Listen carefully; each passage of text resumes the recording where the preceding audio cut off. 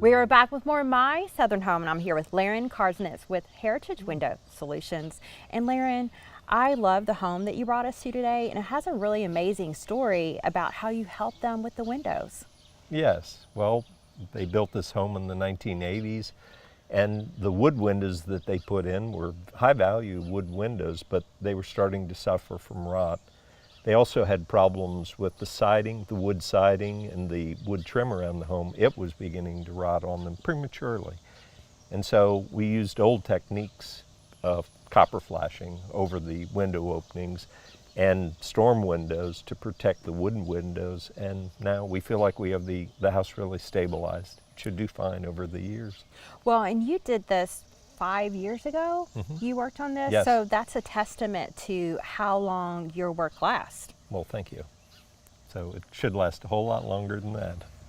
You know, one of the things that's interesting about your company and why I'm so happy to have you on the show is a lot of people think when their windows start rotting, they have to replace them. And you're proof that you can keep the architectural integrity of a window and the character of it and have it last the test of time just by using traditional methods that aren't Yes. used anymore. Yes, that's correct. It seems sometimes that they're being forgotten today in the construction industry, but yes, just copper flashing in itself and the method of leaving airspace between siding and casing and doing it all properly really allows it to breathe. And so when wood does not sit in water or water doesn't have the chance to get in there, what that adds up to is it just simply won't rot. The fungus that's in wood is there, and it's active when the moisture content in wood gets up above a certain percentage. And if you allow it to breathe, it just won't do that. And so it'll last a long time if it's installed properly and treated properly. And you helped her on not just the window behind us, but all the windows on the home. Yes, that's right.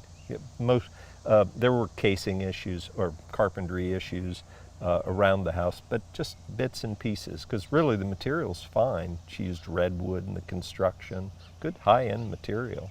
It just, because of the methods that have been employed, and it's not uncommon, there was just some failure which just was corrected because mainly flashing. So it's really helped. And you guys are unique in the fact that you have a wood and a paint shop as well. So you're handcrafting all of these windows to bring them back to life. Well, our repairs to old windows that we pull into the shop go through a long process. And yes, we have two shops right now.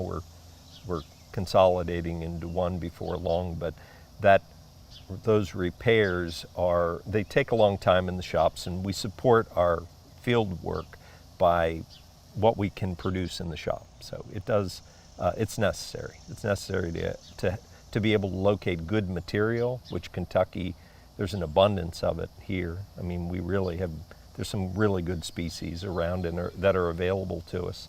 And when we finish with it and get it up, we're really trying to get something that will hold up well for the next 100 years. And that's our target, that's our goal.